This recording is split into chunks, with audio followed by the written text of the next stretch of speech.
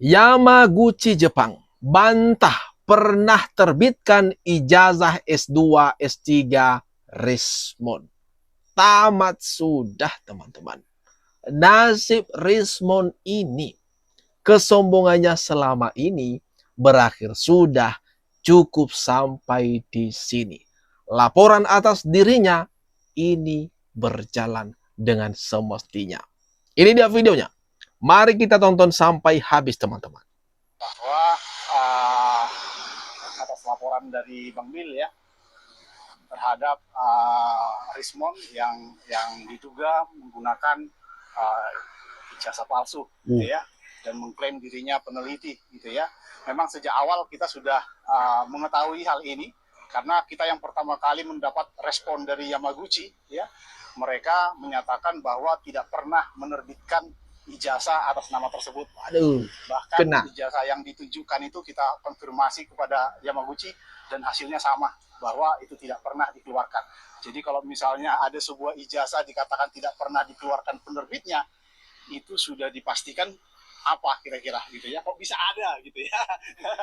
Nah ini mungkin masyarakat yang lebih tahu, lebih paham ya, ketika ada ijazah tiba-tiba muncul di publik, ditunjukkan di publik, tetapi lembaga yang mengeluarkannya tidak merasa pernah mengeluarkan ijazah tersebut. Nah dari sini mungkin publik sudah bisa menilai. Komunitas digital forensik dan asosiasi juga gitu ya, AFDI gitu ya, yang sangat resah terhadap publikasi-publikasi media atau narasi-narasi yang dibuat oleh Rismon seolah-olah dia adalah ahli digital forensik, padahal tidak sama sekali, tidak memiliki kompetensi, tidak memahami prosedur, tidak mengetahui apa objek yang bisa diperiksa oleh ahli digital forensik gitu ya. Di buku-bukunya, saya juga diberikan bukunya oleh penyidik gitu ya, itu sama sekali bertentangan dengan apa yang dia lakukan selama ini gitu. Waduh, Rismon ketar-ketir teman-teman, mendatangi Polda Metro Jaya Joshua Sinambela, memaparkan kalau pihak Yamaguchi telah mengonfirmasi secara resmi mereka tidak pernah mengeluarkan ijazah atas nama Rismon Hasyolan Sianipar. Kalau sudah begini gimana nih teman-teman? Gimana nasib pendukung Rismon dan kawan-kawannya? Lalu gimana secara pribadi nasib Rismon yang melakukan pemalsuan ijazah? Apalagi kan ada pula berita tentang Rismon melakukan manipulasi. Manipulasi apa teman-teman? Memalsukan kematian. Komen-komen di bawah dah. Tanggapan kalian teman-teman. Mari kita tonton video berikutnya. Alat-alat bukti yang kita serahkan ke penyidik, salah satunya adalah hasil screenshot dari disertasi, itu tidak ditemukan di Yamaguchi. Kemudian paper-paper, email yang kita kirimkan ke Yamaguchi maupun ke publikasi, itu semuanya tidak terekam dengan baik. Tidak ada sama sekali ditemukan di sana. Nah, karena tidak ada, berarti saudara RHS ini dia sudah tidak menulis disertasi untuk syarat lulusan doktoralnya. Nah, data-data lain adalah email yang resmi dari Yamaguchi, validasi dari perpustakaan dengan publikasi, dua-duanya itu mengatakan tidak ada semua. Waduh, teman-teman, makin terpojok ini Rismon mendengar ini hasil dari temuan Roni Teguh. Tidak ada semua. Disertasi juga sebagai syarat untuk S2 tidak ada. Tidak ditemukan. Langsung ini ya, mereka datang ke Yamaguchi University di Jepang. Waduh, gimana bisa sih? Seorang Rismon loh, yang diagung-agungkan, diidolakan oleh pendukungnya. Tapi ternyata kayak gini toh. Gimana nih respon mereka setelah melihat fakta-fakta seperti ini? Mari kita lanjut video berikutnya teman-teman. S2 di UGM juga saat itu. UGM jurusan? Jurusan teknik elektro juga. Oh, teknik elektro juga. Tahun 1999 2000. Terus 2002. S2 lagi saya di Jepang. Oh, ada S2 di Jepang juga?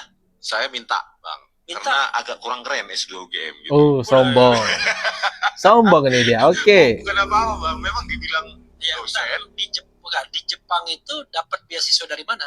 Membuka Gakusu. Oke, karena Pemerintah Jepang. tapi kan biasanya Anda harus dosen gitu. Iya, waktu itu. Kayaknya sekarang udah enggak lagi. Iya, dosen di Dosen di Mataram. Unram. Iya. Sampai tahun berapa? 2003 sampai 2008 ya. 2007. Ya, 2003 sampai 2007. lama sekali S2-nya. S2 S3, Bang. Oh, Wih. S2 S3. Jadi Waduh. S3 Anda di Jepang. Bangga Iya. dia ya. Nah, di situ saya mempelajari kriptoanalisis, Iya, memecah kode Iya. gitu. iya. Terus belajar sinyal dan video, keamanan video, keamanan data. Nah, dari situlah kita intinya ya kita belajar pattern digital. Oke. Pattern digital disitulah kita kembangkan untuk semua. Ya, mulai dari digital forensik, digital security, dan lainnya. Dan itu Ini pengakuan Rismon ya teman-teman. Ini pengakuan Rismon sendiri yang katanya dia itu S2, S3 di Yamaguchi, Jepang. Dan di sana dia belajar mengenai ahli forensik digital dan sebagainya. Tetapi ini hasil penyelidikan, ini beda nih. Fakta di lapangannya beda nih Rismon. Dia disebutkan tidak tamat tuh di sana. Dia memang disebutkan pernah kuliah di Yamaguchi, tapi tidak tamat. Tidak lulus, tidak menyelesaikan. Nah, gara-gara tidak menyelesaikan kuliahnya, dia kan beasiswa dari pemerintah Jepang ini ya. Dia memanipulasi kematian. Bahkan sampai mengurus akte kematiannya, teman-teman. Itu ada tuh. Aduh, gimana nih menurut pendapat kalian? Komen-komen di bawah dah. Lagi, kenapa saya bilang kita harus waspada terhadap semuanya, ya? Karena semua itu kami ini sedang diuji, sedang berusaha dipecah-pecah dari dalam. Ya, luar biasa itu pemecahnya dari dalam itu. Ya, dikatakan selang tuyulnya sudah banyak, nggak cuma 2. Ini musuh yang lebih sulit. Karena musuhnya bukan hanya dari luar, tapi justru dari dalam. Nah, itulah makanya kami ini terus bersama-sama, kami terus membersamai, ya. Tidak ada sebutan, wah ini adalah kelompok ini, tidak, semua sama. Ya, saya juga ada di bawah Mas Kosinudin. Saya juga di bawah Pak Petrus Celestinus. Saya juga ada di bawah Pak Abraham Sabas. Dan saya juga ada dalam koordinasi masyarakat Harun. Sabas itu kan ada sahabat kita Pak Dr. Gunatua. Ya, bukan hanya Pak Dr. Gunatua, tapi bersama-sama ada juga Bu Dr. Leoni Lydia. Ya, kemudian ada Pak Lukas Suwarso. Ya, ada juga Pak Syam. Yang itu juga bersama-sama lagi berjuang di KIP, Komisi Informasi Pusat, untuk mendapatkan salinan-salinan ijazah yang terlegalisir. Roy Suryo, teman-teman, mengatakan ada yang berniat memecah belah mereka, bukan hanya dari luar, tetapi juga dari dalam. Loh, nggak usah khawatir dong kalau memang benar yang kalian lakukan kan, ya pasti kelompok kalian solid senantiasa lah. Tetapi nih ya, Egy Sujana dan Damai Hari Lubis, karena mereka sudah tahu mana yang benar dan mana yang salah, akhirnya menempuh atau memutuskan untuk keluar dari kubu Roy Suryo CS. Dan kini mereka selamat. SP3, Restoratif Justice. Nah, itu yang mereka bilang sekarang ini ada yang berupaya memecah belah mereka. Gimana nih teman-teman kalau menurut pendapat kalian atas orang-orang ini yang jadi tersangka? Komen-komen di bawah. Sekarang Prof. Din Samsudin sudah katakan, kalau Dr. Tifa dan kawan-kawan itu salah, kami bakal dihukum 9 bulan. Tapi kalau Pak Joko Widodo itu salah, ternyata memasukkan ijazah, beliau dihukum 10 tahun. Sekarang siapa yang takut? Coba bilang. Ini namanya Pak Joko Widodo. Saya tidak melaporkan orang, saya melaporkan peristiwa. Ternyata begitu kita lihat laporan polisinya, Masya Allah yang dilaporkan orang ya kita-kita ini. Bagaimana itu tidak dianggap sebagai kebohongan publik. Maka terpaksa para lawyernya bohong lagi. Aduh, Dokter Tifa. Dari kebohongan adalah kebohongan ditutup dengan kebohongan berikutnya, ditutup dengan kebohongan berikutnya. Kita beri kesempatan, Bang Freddy. Ya, yang kebohongan Pak Jokowi dan pihaknya lah, yang kebenaran yang bohong. Dr. Tifa. Ya. Berarti benar kan? Yang Menyatakan sendiri dan sama pihaknya kan begitu. selalu benar. Selalu benar. Pokoknya iya. ijazah ini harus palsu kan begitu. Oh, bukan begitu. Nah, jadi saya cuma mau katakan Bukan begitu, ini kata sudah ilmiah. proses hukum. Ya, yang di Kuti. Mabes, Bareskrim sudah dihentikan. Sekarang proses hukum di Polda Metro Jaya berlanjut, sudah ada tersangka, dan ya kami percaya sebentar lagi itu akan P21 nyatakan lengkap. Interupsi Ya, gitu ya, dan narasinya masuk ke Termo itu selalu persidangan. gitu, sidang, jadi pengadilan, hadapin sidang, saja. pengadilan, Hadapi saja. Nggak usah takut dong. Nggak usah kepanasan mendengar P21. Itu loh.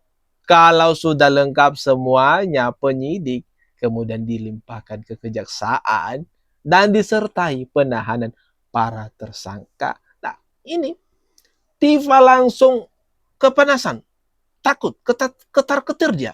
Kalau sampai mereka ini mengenakan baju orange. Maunya ini mereka, pokoknya ijazah Bapak Jokowi itu harus palsu. Waduh, kok bisa begitu? UGM saja telah mengonfirmasi ijazah itu memang dikeluarkan oleh mereka. Kalian mau bilang apa sekarang?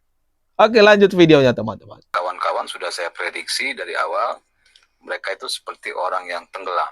Jadi kalau orang tenggelam itu pasti apa aja ya itu akan diraup ya.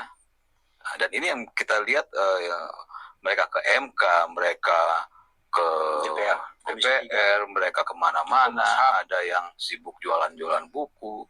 Itu bagian dari kekhawatiran ya, atau bisa dibilang seperti yang saya bilang tadi, ke orang tenggelam, dia udah bingung mau ngapain. Karena semua yang mereka lakukan itu tidak ada hubungannya, sama sekali ya, tidak ada hubungannya dengan kasus atau materi dari kasus pencemaran nama baik. Sama sekali tidak ada. Itu teman-teman ya. Roy Suryo CS, kubu teroris, bak orang seperti tenggelam, meraup sana sini. Pokoknya gimana caranya biar mereka nggak tenggelam, biar mereka tidak masuk buoy. Itu yang dilakukan oleh mereka-mereka. Terbuktikan mereka mendatangi sana sini, tidak berhasil, lalu menjelekkan instansi tersebut. Nah, gimana nih teman-teman? Menurut pendapat kalian, atas apa yang barusan saja kita bahas ini, kita tonton ini, tinggalkan komentar terbaikmu di kolom komentar yang ada nih di bawah.